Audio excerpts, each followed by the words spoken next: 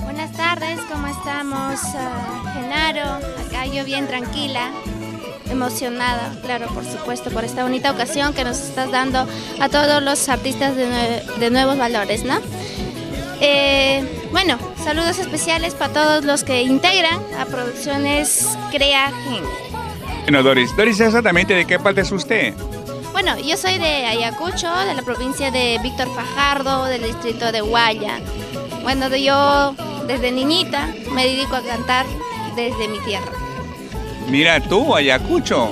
Ayacucho son cuna de artistas, Doris. ¿Qué tiempo estás en la música ya?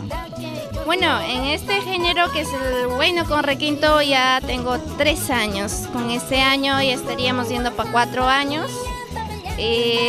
Pero yo me dedico al arte desde niña, ¿no? Desde niña cantaba lo que son